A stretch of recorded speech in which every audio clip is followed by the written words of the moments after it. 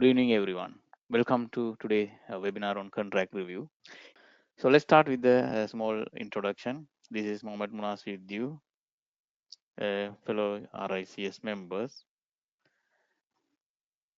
So I just going to go through again this program, part of the advanced QS practice and contracts management, which is again part of the RICS APC. Uh, uh, Many quantity surveys targeting the RICS. You have to learn properly about the core subject that really needed by the RICS, not only to pass the interview, also to perform in your day-to-day professional task. So if you can see, there's a two kind of area we are going to focus. One is the pre-contract management, and another one is a post-contract management. Right. So what is the common wording in a both side, pre-contract and the post-contract? Can you all find something a common wording that repeating again and again? Yes, contract management is the common wording, right? So if you do a wrong things, if you are signing the wrong contract, what will happen in the post contract?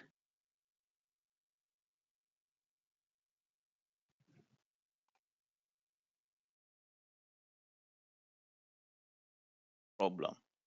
There will be lots of issues that you need to go through and resolve it. That is very difficult. So it's all about the contract management. If you don't manage the pre-contract, it is very hard for you to manage the post-contract. So you should understand a contract very well. So that is how this program defined to cover all the elements that really needed to understand the contract and to implement in the project. So they are the contract. You should know a deeper knowledge about the type of contract and the condition of contract. There are so many standard forms. So you should understand what is a standard form of contract and those elements. Okay, all of you can hear me very well. Just confirm me. Is my voice audible? Yeah, if somebody having the problem with the voice, just reconnect, maybe some internet issues. Okay. Anyway, I'm going to share the recording also in case some issues, maybe you can go through it. So to understand the contract, you should have the a very good knowledge about the type of contract, then form of contract. You should have the understanding about the all the types of procurements and the tendering. This is all combination. Then only you can see the last point. What is that?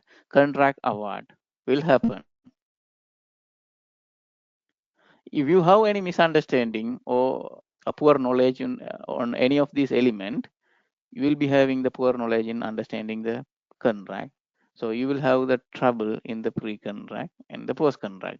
Either you work for a consultant or contractor or client side, you must have the good understanding about the contract.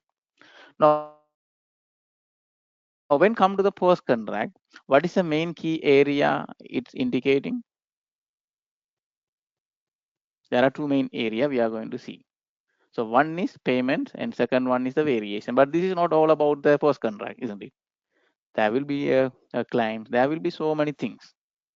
So the information what I am trying to say here when come to the post contract, what you are seeing under the post contract syllabus is not the true syllabus of this program. That is actually 10 times, or you can say 10 times higher than the content what you are seeing here when come to the post contract, because we are going to cover everything that related to the contract. That's all about the our intention. So when come to the upgraded syllabus of the advanced QS practice and contract management, which is focusing on your professional development as well as the chartered membership from the RICS. Okay, you should understand about the inception, how to start the project. You should have the detailed knowledge about the cost planning and estimation and preparing the BOQ and tender and contract award. Once it's happened, the post contract begin, the project will commence. So what is the activity you have to do, or what are the activity you have to do when you are going to commence the project? Now let me ask you a question. How many of you working for a contractor? Say yes if you are working for a contractor. Yes, okay. There are so many of you working for a contractor. Now the first question, okay, you are going to start the project. You are the first quantity surveyor in your company as a contracting organization. You are entering into the project. Tell me what are the documents, at least tell me one key document that you need to submit to the client or consultant to start the project. Any key document. Letter of acceptance, not from you, it's from the client. Okay, there are so many answers. Insurance, performance bond, very good. Okay, there are some idea some people have. There are some people don't. So no worries. Okay. So when come to the consultant side, now many of you working for a consultant side, right? What are the documents you will expect from the contractor? Other way around. If you are commencing the project, so try to understand the project commencement will happen once the contract is award only. Okay, so that means you already signed the contract, but you can't mobilize to the project without some documents. So that's the questions. So now what we are trying to do throughout the training, not only you are learning how to improve your listening skill in order to pass the interviews. Okay, so there are so programs I told you. We are not going to. I will just go back and show you. We are not going to stick with the small piece of paper. What you are seeing here as a post contract. It's going to be okay. This is going to be more vaster than what we are looking at this. So when come back again, when the project is commenced, the project commencement needs so many demands. You have to fulfill them. Then there are so many things about the bonds and insurance. There are different types of bonds. There are different types of insurances. You must aware about all of them. And when come to the interim payment, IPA and IPC, interim payment application and the certification, there are so many processes. You should know in depth how to do them. And when come to the change control management, it's all about the variation. You should know all the process, how to prepare the variation. What are the component of the submission? Either if you are a contractor QS or consultant QS or client QS, you must know all the forms involved in the control process and how to go ahead with the process to make a successful variation submission or approval.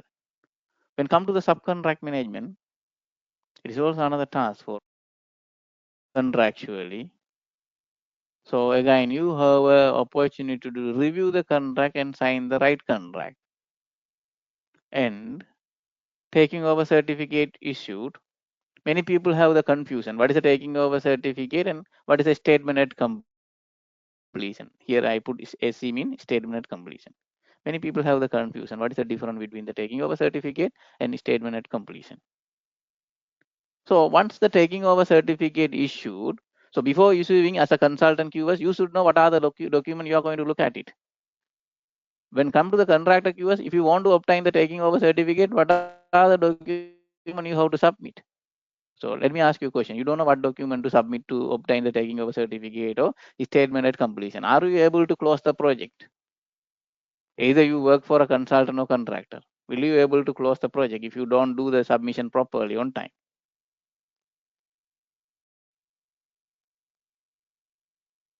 The answer is no. Now, if you say no, who is going to bear the loss for that one? Let's say because of the consultant fault, there's a 2 month delay in completing the project. So who's paying the rental or who's going to pay the professional fees? So you have to understand it will trigger to a lot of claims and disputes. So therefore, many of you are going toward your career to the next level. So understanding the contract will give you a different perspective in your career. And when come to the defect notification period, there are so many things you have to understand what you are going to do during this period. And when come to the performance certificate and final account, okay, so you should know what are the documents needed, how to prepare it, and how to negotiate. Now, in between, sometimes the suspension or delay can happen. So, how do you react it? How do you handle that one? And termination, one of the very difficult part when come to the termination, whatever the reason, you should know how to manage them contractually. Okay, and also any disputes come which is not avoidable, you should manage them. Okay, so that is the reason it is better to understand a complete one contract document that can give you idea about any contract. Okay, so hope I okay explain to you all. If you understand the one contract completely, so let's go with the FIDIC Red Book completely from subclause 1 to 20. Will it help you to understand any contract and review them properly and bring to them to a signing table with the proper manner that avoid unnecessary contractual risk? Yes, that is our objective. So the contract review is not just a small task. Contract review. So now many of you should understand how to do that properly. So as I told you, we should understand the different form of contract. So today we will see some brief introduction of the different form of contract. Okay. Then you should understand the elements of contract. In today's EPD, we will cover what are the elements of the contract. Okay. Then we will understand rights and obligation. So thereafter, we have to go for a small introduction about the contract review, because you should understand some terminology before you go into the very deep about the contract review. Then only we can understand when you have to do this review. When it become more obvious, you must do. There's no other option. Then we will do it properly in this training. Especially I put reviewing the bespoke contract. We will see what is a bespoke contract and the standard contract. The more challenges on the bespoke contract, especially a contract made by independent parties. So this training, we will take that kind of contract. If you are able to do that, you will do any contract review. And there will be a small introduction about the training, how we are going to go ahead. Some people must know how this training going to work for your career development. And we will have finally a Q&A session in this training, as well as today also we will have a small Q&A session once I done with the CPD. Okay, so let us understand the different form of contract. Okay, so you should understand before we go into the different form of contract, there are type of contract, form of contract. Both are the terms, type of contract and the form of contract. Is that same?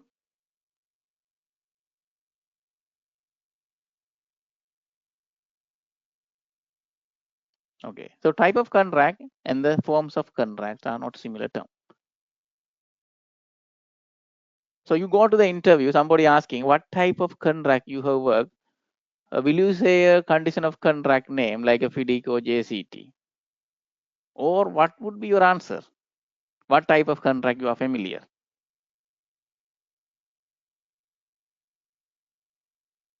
This is the first place they can just justify whether you really are a knowledgeable person or not. So the answer would be either you are going to say lump sum or measure and value or reimbursement or any variable under that one, not the procurement one. Okay, you should know what is a procurement and what is a contract type and what is a form of contract. So what is a form of contract? It's all about condition of contract. There are so many forms of contract. So one is nouns, FIDIC. So FIDIC had a suits. They had a red book, they had a green book, right? Silver book, yellow book. Do you think is the color, the page of the color only changing? They just put the different color in the first page. Is that the matter here? Oh, why? Why these many colors? Okay, the red book for a design by the employer. That means the employer has the design responsibility. Whereas the yellow book, design and build by the contractor. So design and the construction responsibility with the contractor. When come to the silver book, it is a turnkey project. Complete responsibility gone to the contractor. When come to the green book, it is a short form of contract, could be used for a small project. And likewise, we have so many suits under the FIDIC. Same way, we have the joint contract tribunal that called JCT. They also have so many varieties. We have the new engineering contract. They also have so many varieties. And we have the ACA forms of contract. They have the different varieties because the various uh, type of contract and the procurement route will define the form of contract. So try to understand terminology I'm telling here. Various type of contract and the procurement routes will define the form of contract. So therefore, you should understand the connection between these terminology: type of contract, form of contract, procurement, and tender. Or it's keep continuous. We have the ICE forms of contract, and we have the uh, so many other forms of contract. Have you ever seen this kind of contract document before? Or have you, except the FIDIC contract, have you ever worked with the different forms of contract in your career? SBD, yes, used in Sri Lanka. So in every countries, they have their own forms. Okay, they have their own forms. So that's all about a standard form of contract. So what is a standard form of contract? Okay, my question is, do you think these all books are developed by the single person or professionals, a group of professional team and experts together, they have built this book? So is it alone or together? Yes, it's a group of professionals together as a team. They develop. So which one is a more advanced one? The bespoke, which is developed by the single person, or a book developed by the group of professionals?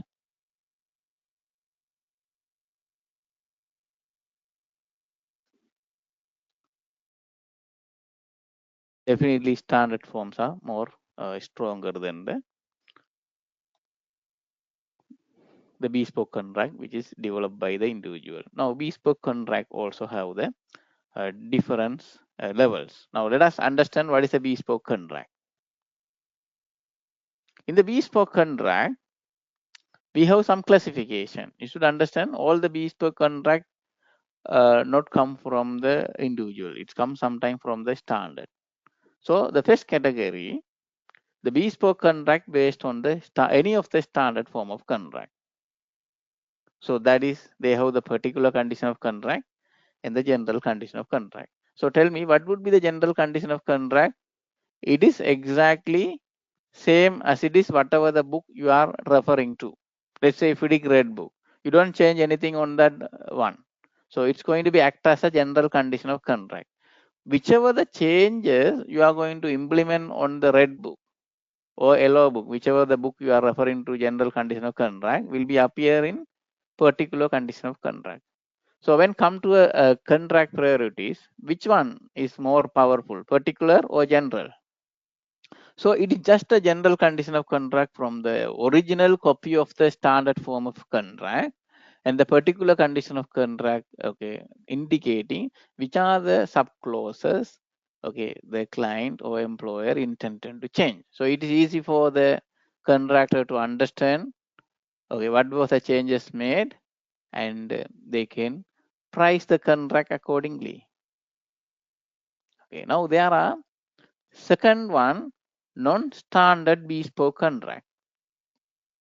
This non-standard bespoke contract, okay, not based on any form of contract. For some project, when amending the contract, okay, it won't work. Okay, it won't be very perfect match for some time for some kind of situation.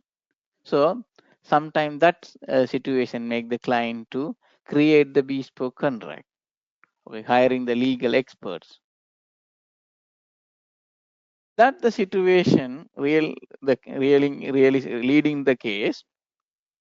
Then when you are going for a non-standard bespoke contract, okay, there are lots of chances for ambiguity and the misrepresentation.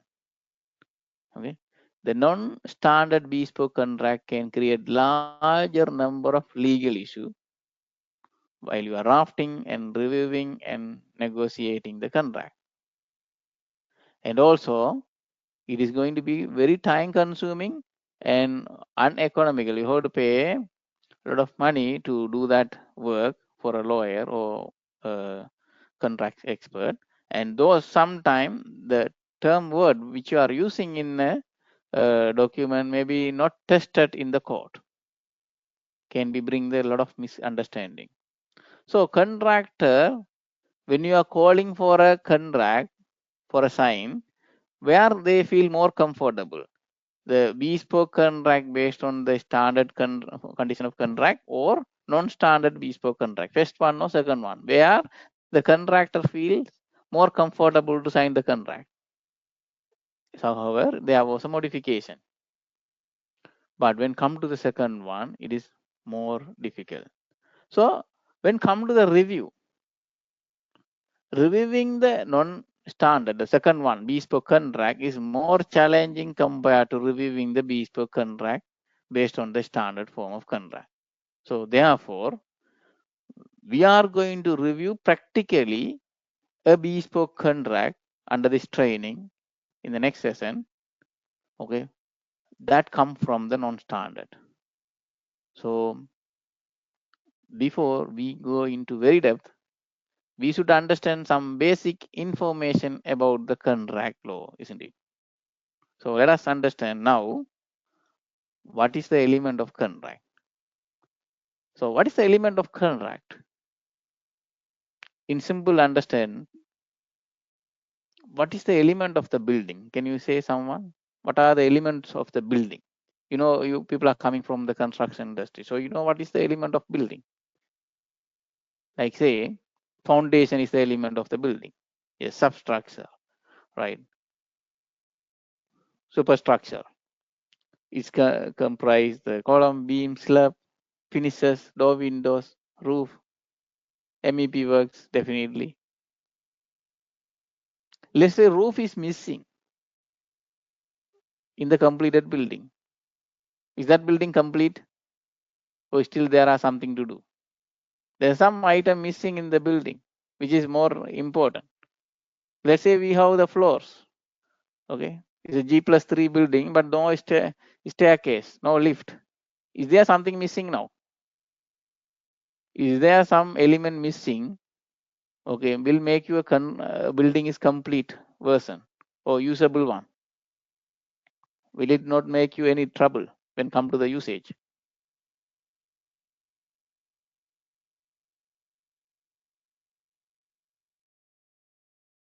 The same way, if the element of contracts also very important, there are so many elements.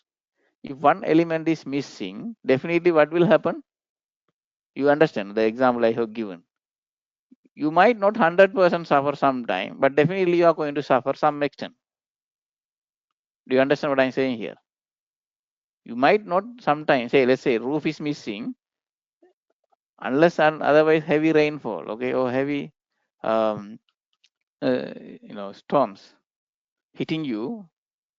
So every day you are, seeing the direct sunlight, you will have the kind of a severe impact. Same way, if element of contract missing, do you think it is going to be more comfortable to deliver your professional service?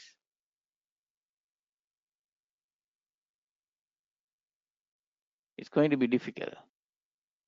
So therefore, you have to understand what is the element of contract. So when come to the element of contract, in agreement, we can say the contract definition is is an agreement between two or more parties. It could be more than two parties also, but it should be accepted by law. So can we sign an agreement which is against the law for some criminal activity? Do you think is it enforceable contract? No. So we should understand that definition say contract that should be accepted by law. You can't sign the contract which is against the law. So therefore, with that understanding, there's an offer when come to a contract, and there should be acceptance. Offer plus acceptance equal to what? That is a formula. Offer plus acceptance equal to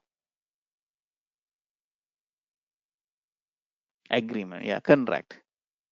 So if you don't have offer, if you don't have the acceptance, there's no contract. Now let me ask you, when come to the construction, what is the offer? Tender is an offer. Who's giving the offer to the employer? Contractor. Definitely the contractor is the one must offer the his price to the employer. Do you think other way around, employer can say, contractor, finish this project for 10 million? Is that right offer? No, the offer should come from the service provider, not from the service receiver.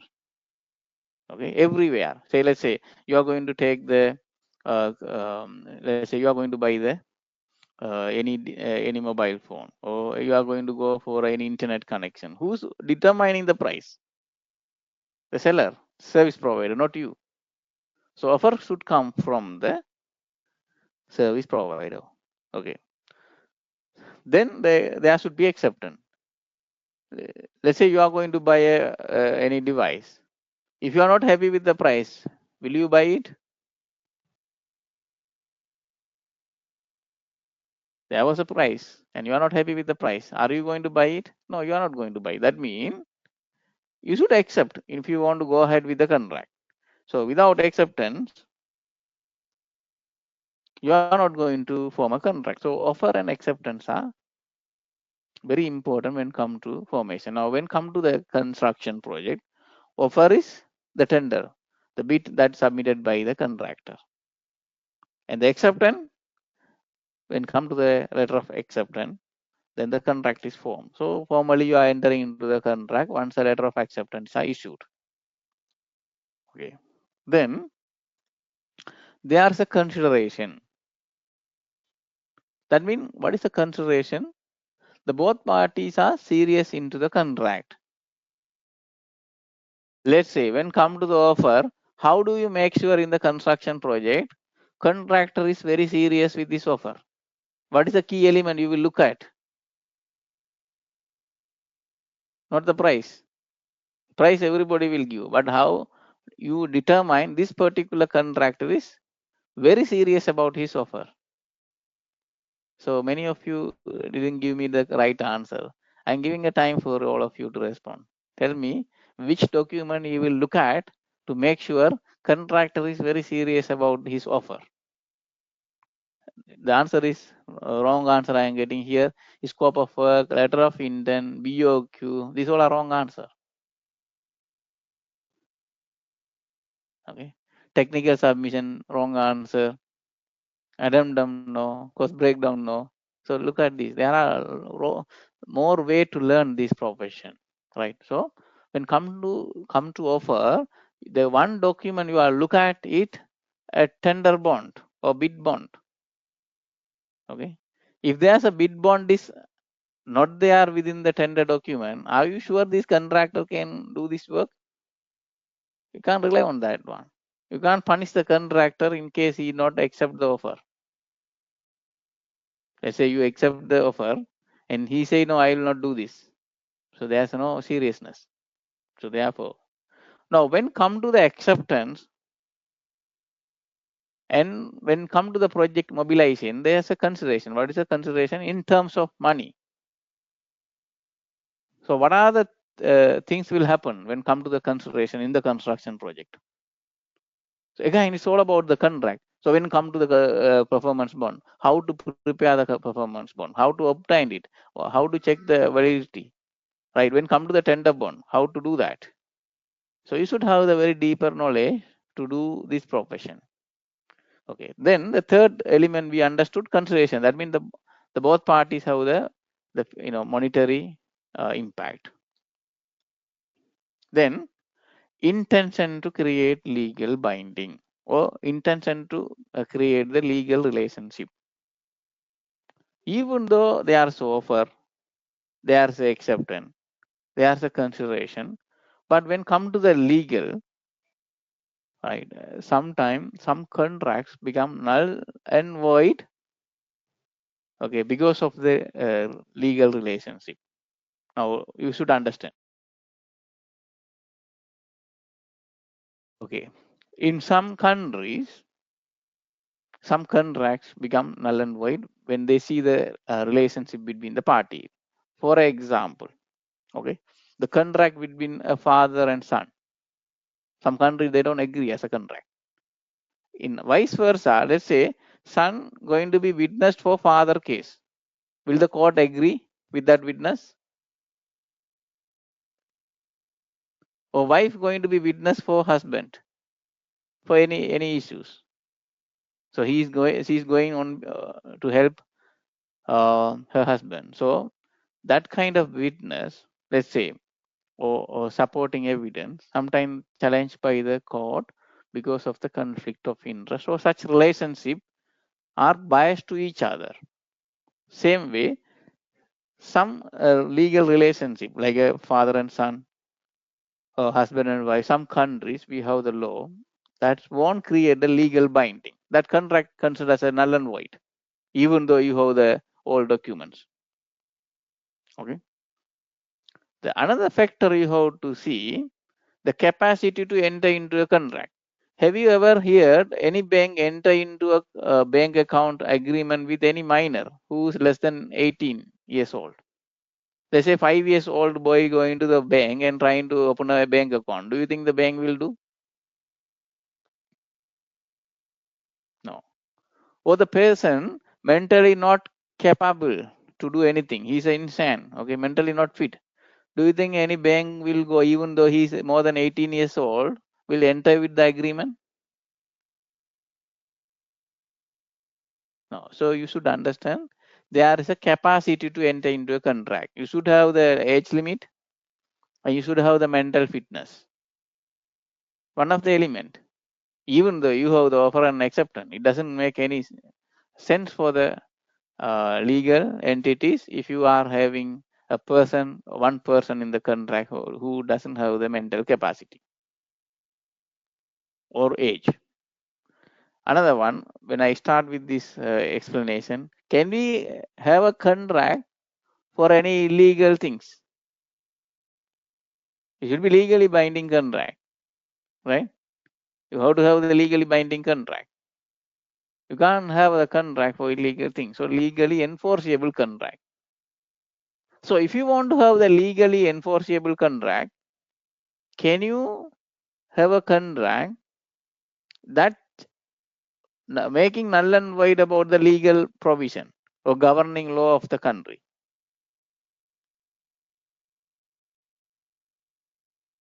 If you make any, let's say you have the 100 sub clauses within your contract, there are some sub clauses against the governing law. Against the governing law, okay, can you go and enforce those sub clauses? Say out of 100 sub clauses, you have 3 sub clauses which is going to be against the governing law. So when you go for a court, will they agree all these 100 sub clauses? No, they will not agree on all the sub clauses. What they can agree, those except those 97 sub clauses they can go for it. So those you have to have very carefully whether when you are signing the contract, you have to see whether it is a legally enforceable or not. Even though you sign sometime, it doesn't help you. Okay. So governing law must be considered, okay, when you are thinking about any terms and condition within the contract. And also, especially this the point number 7 here, good faith and fair deal, which is uh, come under the Sharia law. In Islamic countries, we have this law. So you have to act in a good faith and fair deal. Say any terms and condition within the contract are not act in a good faith or fair manner to other party, again this will be challenged. So now come to the question. Now we are going to study about the FIDIC. FIDIC prepared based on the Sharia law or international law?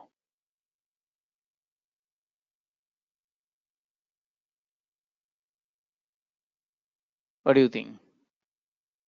International, right? It's all common. So yes, definitely there will be a problem if some of the subclauses are not matching with the Sharia law. So when come to the claims, okay, definitely we have that issues. Okay. So and the mutual consent. Mutual consent means you cannot sign an agreement under the influence. Say somebody forcing you to sign the contract under the gunpoint. Let's say he is threatening you, I will kill you if you don't sign. Do you think it's a valid contract? Even though offer, acceptance, consideration, everything is there. No, it is not valid. You have to have the mutual consent to enter into a contract. So likewise, there are so many other elements of a contract you should understand, but I have displayed here only the key elements. Like I said, like a building, right? We talk about the foundation, column, beam, slab, and other structure. But still there are so many other minor structure, minor elements still important. So therefore,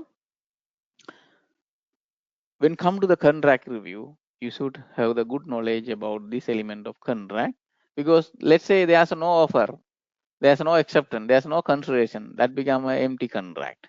So how to make a valid contract? So first thing, you should understand the rights and obligation. So when come to the rights, each construction contract, they are setting, okay, each party rights and obligation.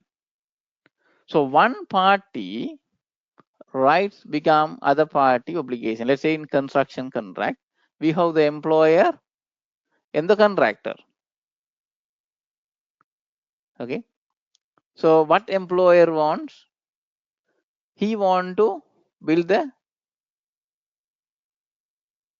let's say he want to build the house. So what is his rights? He want to build the house. He want to get the job done. So his right become contractor obligation. Contractor, okay, must build the house the way employer want. Now what is the contractor rights? Tell me, you can see that. What is the contractor rights?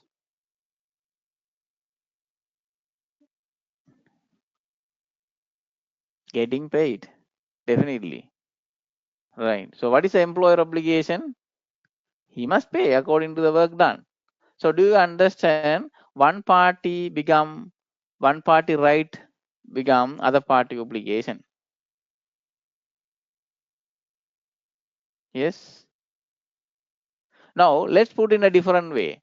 In the contract, we have the rights and obligation.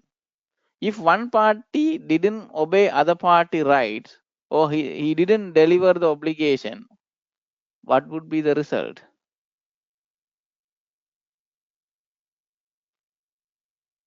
It's going to be breach of contract, or it's going to bring a lot of disputes. So therefore, when come to the construction contract, there are so many rights and obligation. Contractor sale is a contractor rights obligation. Okay, then employer sale is an employer obligation. Likewise, there are so many rights and obligation within the contract. So we are going to see in the upcoming classes how to understand them and how to deliver them. So be very careful. Each procurement routes and the type of contract setting their different rights and obligation. So don't assume that Okay, this is a perfect rights and obligation. Whatever we are going to see under the red book will be applicable under the yellow book or bespoke. No, it's different. But if you have a good knowledge about one book, you can understand. Therefore, under the advanced QS practice and contracts management, okay, we are going to cover the level that RICS expect and go beyond to the industry level. Okay. Then, when come to the contract review, we should understand some other things. Okay, first understand what is a construction contract review. What is a construction contract review? You are going to, okay, analyze all the contractual provision or subclauses within the contract and ensure the terms are fair and there's no potential risk. So that process need a very diligent and keen process, focus. So during the contract review, the whoever person reviewing the contract, he will examine the content of the contract word by word and understand is there any unclear terms or ambiguities or any risk, they have to identify them. So have you ever done the contract review before? How many of you never done this? Say you never done this.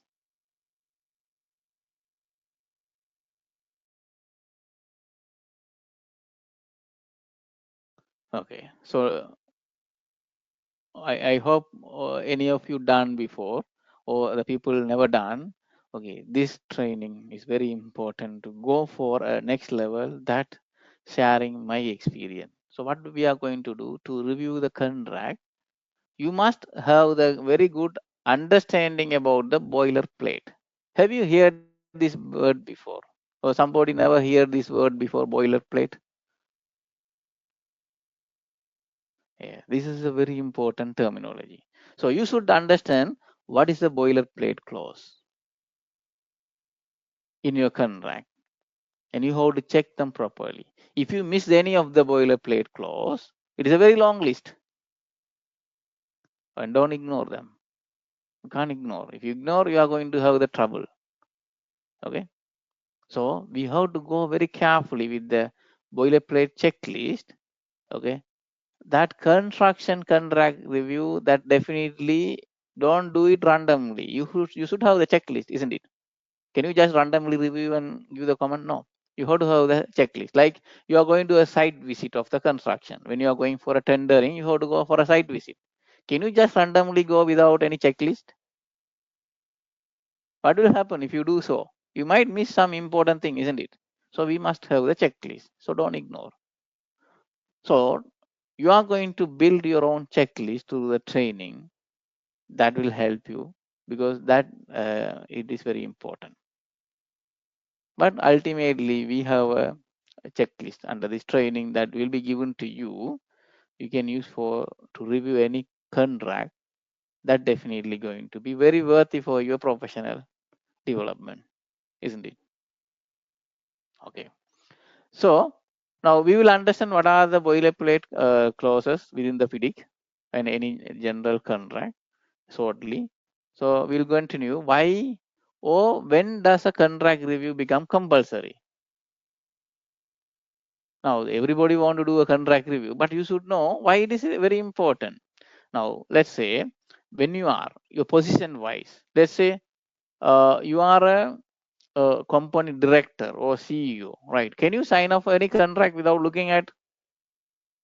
And can you come and later on say, no, I just sign it because of the contract manager say it's okay?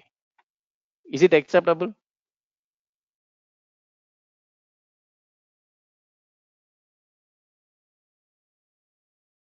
I believe gradually all of you going toward the professional growth. So one day you will be a director level, right, or top level in a company. Definitely you can't sign off the contract without understanding them. So you should have the idea. Or if you are an employer, right? Let's say even the simple, you want to sign buy a simple grocery or any business, right? Small business, you should know how to understand your contract.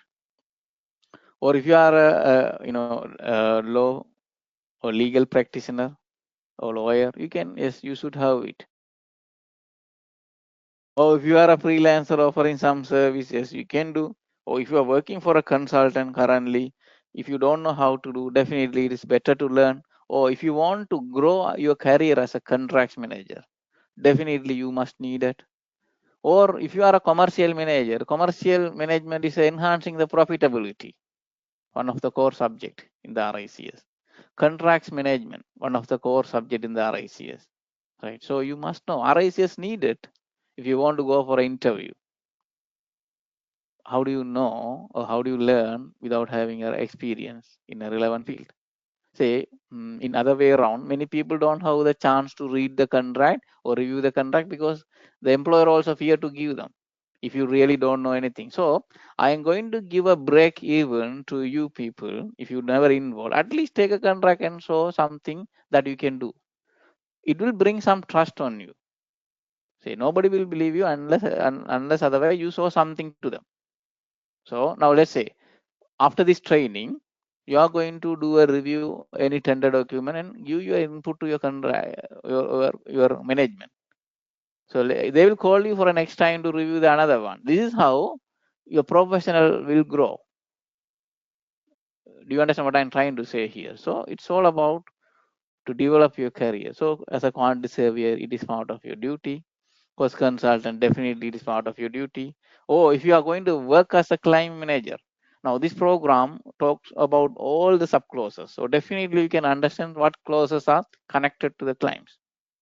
Then you can understand. But it is very, very obvious without having the clear understanding about the claims or contractual things, you can't succeed with the claim. And subcontractors, right? If you want to manage the subcontractor, yes, you must need. Or if you are estimated, definitely you have to read the contract whether it is a fixed price contract or fluctuation is allowed. Can you go and see? I didn't read the contract and I just priced the fixed term contract for a fluctuating price contract. Your price will be go high. Other way around, if the contract said no price fluctuation allowed, then you have to put the price fluctuation in the risk factor. So do you need to read the contract or not? Or don't you need to read any contract document like a pricing preambles or a BOQ? Or what condition of contract say about pricing? Definitely you must. So therefore, every parties here I mentioned some extent is really need to go through with the contract. Now, why you must review the contract? Why all these people are reviewing the contract? And do you have any reasons why they have to review?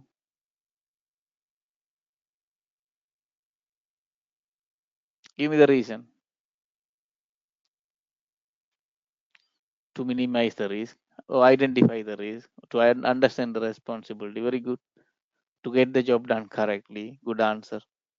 To avoid the dispute, enhancing the profitability. Very good answer. I am happy with that. Yes, so you have to make sure this is an enforceable contract. Okay, you have to avoid the misinterpretation. You should understand that.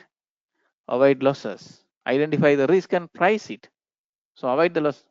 And don't come and argue in the later part of the contract that's going to damage your business relationship. And never go to the dispute.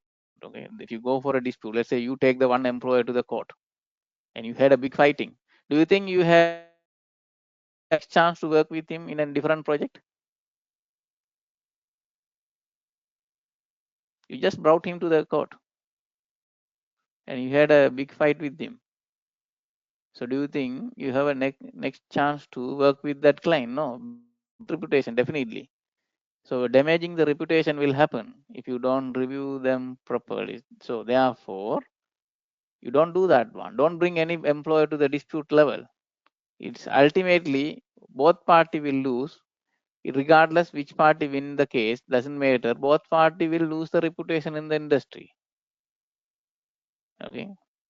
So you have to build a good business relationship. So you should have the idea about the contract review and risk identification is very important. Once you identify the risk, you are going to negotiate them. Let's say you don't identify the risk itself in principle. Are you able to negotiate the risk? You can't.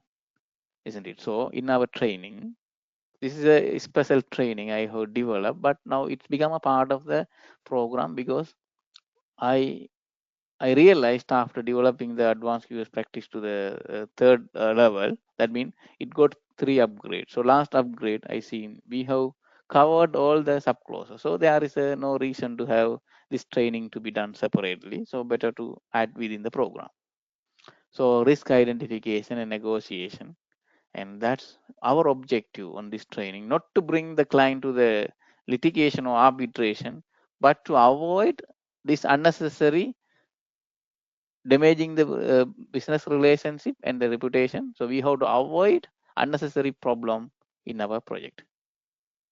That's the very best things. Do you think the legal advisor or lawyers or arbitrator don't, they really don't want any problem to happen in the industry? DRP mean dispute resolution process. Okay, so do you really think they will don't like any problem that happening in the industry? No, definitely they like it. No, their job is their job. If there's no dispute in the industry, what will happen to the arbitrator or lawyers?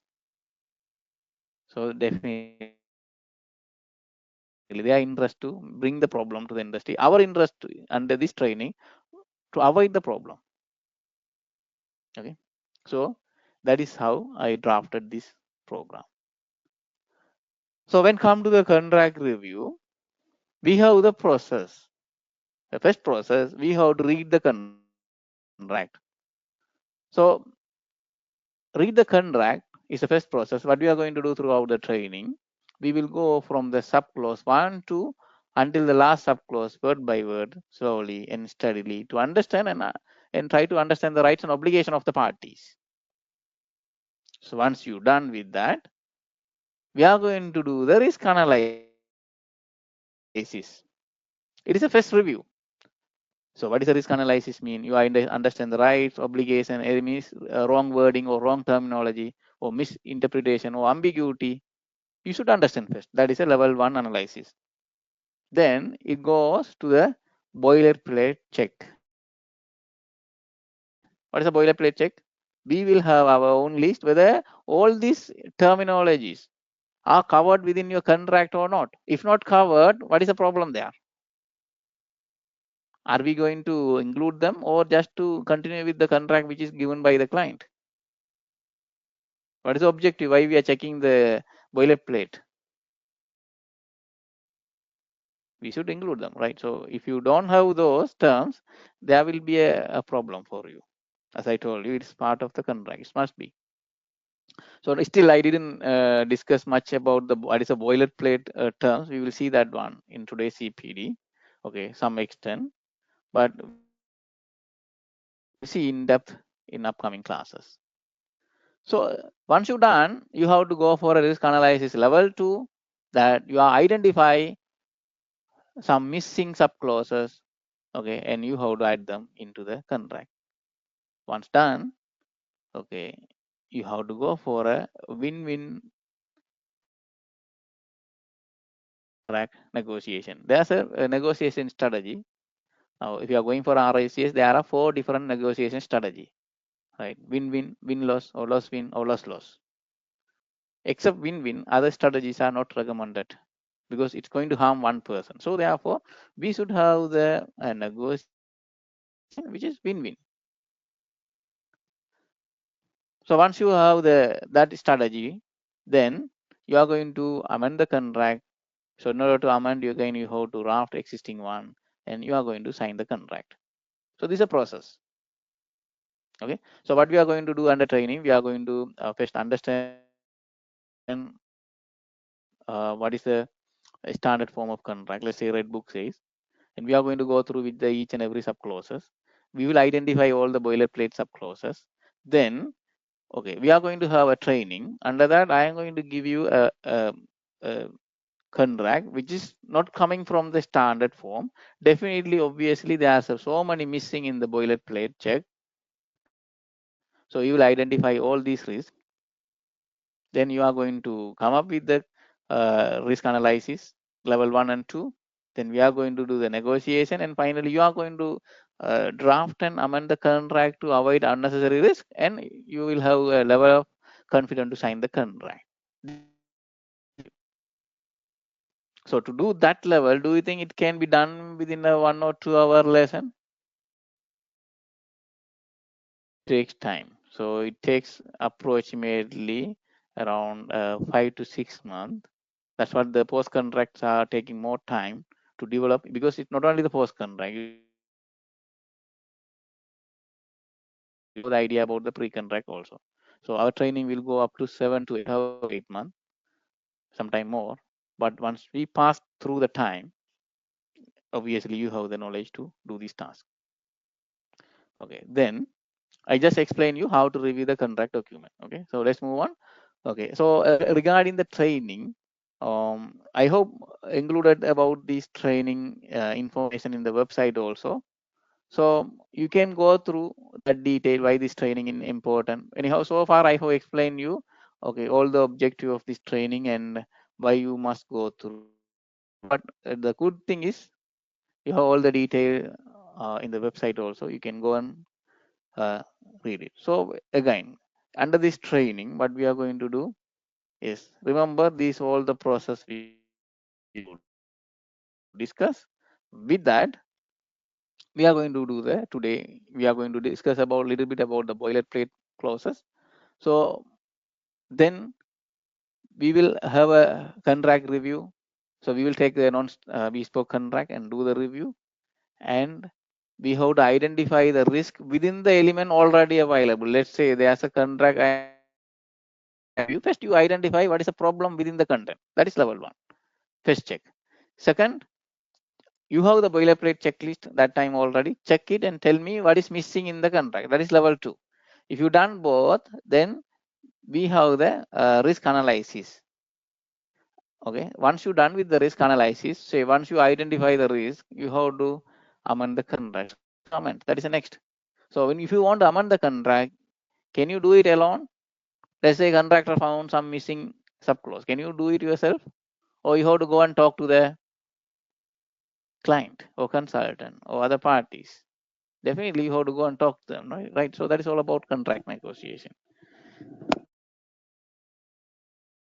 Definitely when you go and tell them, will they agree sometime straight away? You just go and tell there's ambiguity or there's a missing. Will they say, yes, okay, let's change all the time?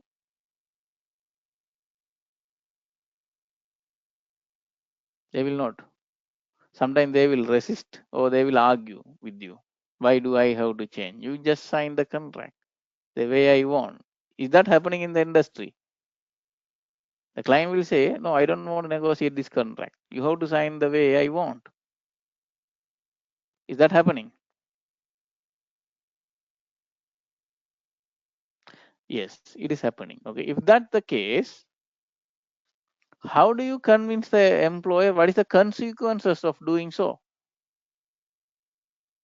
There's unfair terms. There's terms in the contract which is null and void in the governing law. Or if you don't have a provision, like there's no payment provision, there's no claim provision, there's no variation provision in the contract, or there's no extension of time provision or liquidated damages provision. Every terms, okay, which is called boilerplate check, if you miss them, it has the serious consequence. So you have to make them aware. Okay, there will be lots of problem. So once you able to convince them, automatically they have the chance to decide to accept that risk or eliminate the risk. So it's all about risk management. So risk is either there are 5 methodology we can handle the risk. What are the methodology? One is you are accepting the risk. Or second methodology, you are avoiding the risk. You don't take it. What are the other threes? Anyone knows? Under the risk management, one is accept, second one is avoid. What else? There are 3 more methodology to handle the risk. Transferring, very good. Transfer, third method. Okay, 2 more.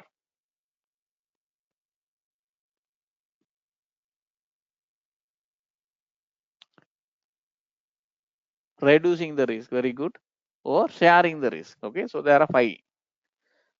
So these are the risk methodology. You have to at least fit with one, right? So that will be a perfect professional service.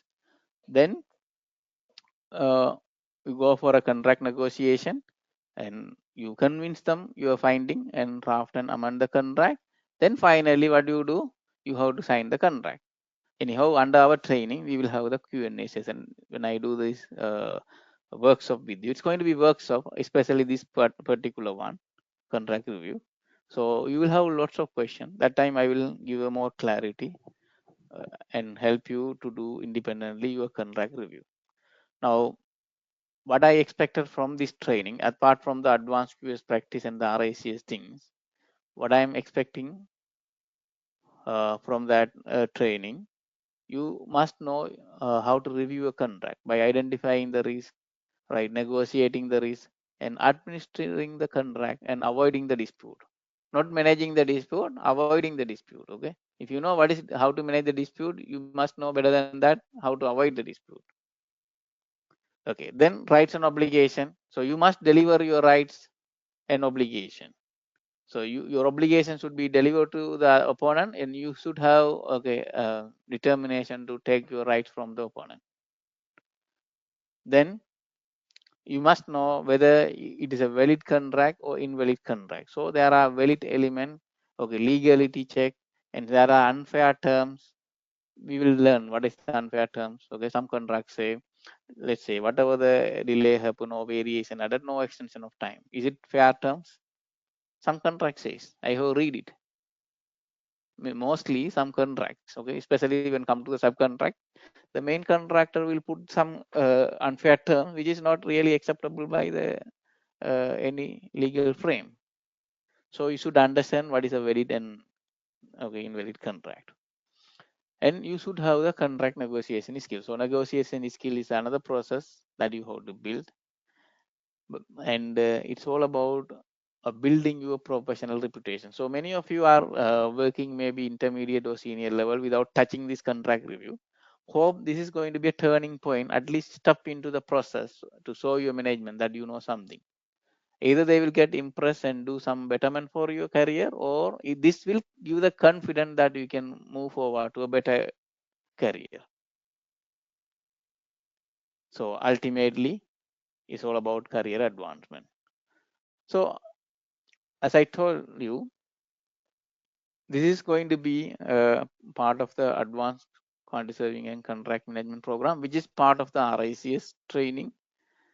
So as I told, we are going to cover the complete FIDIC 1999 Red Book, and this training particularly focus on your professional oriented result.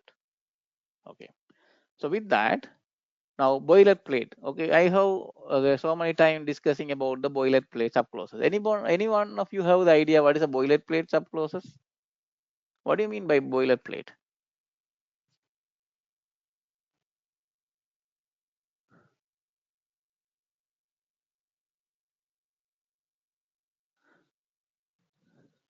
Main clauses or checklist or risky clauses? Okay, yes, many points. Okay, let me give you idea what is a boilerplate.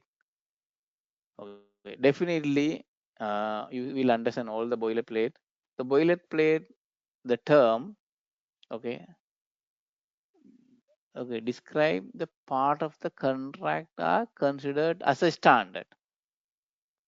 Okay, so a standard form of contract specifically comprise all these boilerplate terms that going to happen between the two parties.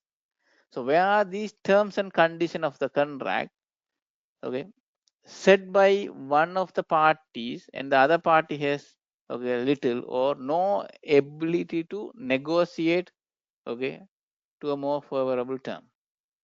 It's like a take it or leave it. Do you understand? Take it or leave it. Let's say, can we say no need to put the payment terms within the contract?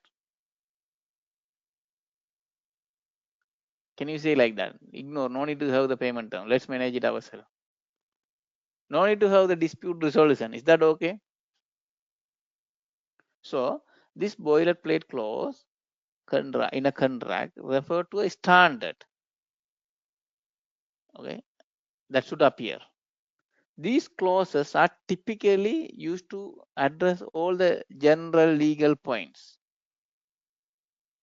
that really should consider in any contract.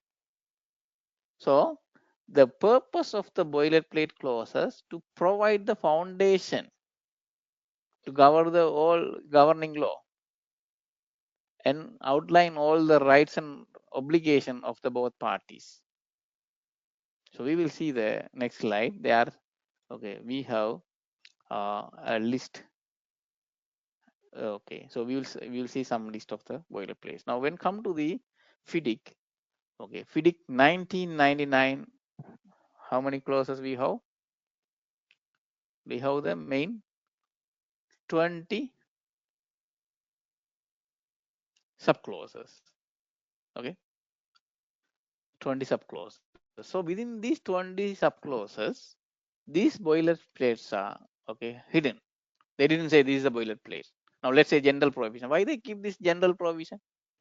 Is there any purpose or just they just keep it? Or why they keep the subclause number 2, employer or engineer, third one, or fourth contractor, or fifth nominated subcontractor? Every main subclauses have their subclauses, and those subclauses hidden the boilerplate information. Can we ignore them? No need to have the clause number 15, termination by the employer. Then the employer cannot terminate, isn't it? By any chance. Or let's close the clause 18 on it. So will you remove any of the boilerplate clauses in your contract? That's going to bring so many challenges in your post contract. You will not do, isn't it? So you should understand the importance. So therefore, we will go with all these subclauses. So when come to that, I just put some list here. I just put some list here. All of you can see it. It is not the complete list, but just to give you some understanding. Let's say number 28, delays. Can we don't have any subclauses okay connected to delays in the contract? Can we ignore the delay 28? What do you think? Is it not important clause? Or can we ignore number 63, null and void? There are subclauses okay become a null and void. Okay, can you check it and identify them within the contract? Yes, you should identify. If you don't do, what will happen? That become a problem. Now let's say payment terms. Okay, and the change management. Okay, here it's not readability. So change management number 100. This is only two SAR. I have put it in the syllabus. Payments and the change management. Is that our syllabus in the advanced QS practice? What do you think? Is that only two we are going to discuss to understand all the subclauses? That is not. We have to understand everything, whatever we are appearing, it is not limited. We can't limit with the 100 boilerplate clauses. It's go beyond that. But I want to show you some extent. And you should have your own list. So this is not a complete list, okay? Just for your information. So when come to the subclause, we have to start from the subclause number 1, understand the general provision, then we have to understand the employer, engineer, contractor, then it go nominated, contractor, then it's about the staff and labor. See, all the parties connected here. And plant, material, and workmanship. Then it's a commencement, delay, and suspension. Very important subclause. Okay, then it's go to the test on completion. So it's all about test. Employer taking over. Defect liability period. Then it's all about 12, measurement. Okay, so it's all about measurement. And 14, clause number 14 is payment. And the 13 is a variation.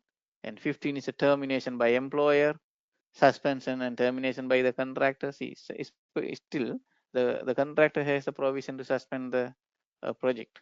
or terminate the project. And the risk and responsibility, insurance requirement, force majeure, and claims, dispute, and arbitration. So it's going to be a complete documents that we are going to review and go through by each and every sub clauses that only give you a chance to review another complete contract document in order to have a contract review knowledge. So it's going to be a long-term journey. This must start from the pre-contract. Can we just do a proper contract administration from the post-contract without rectifying the mistake from the pre-contract?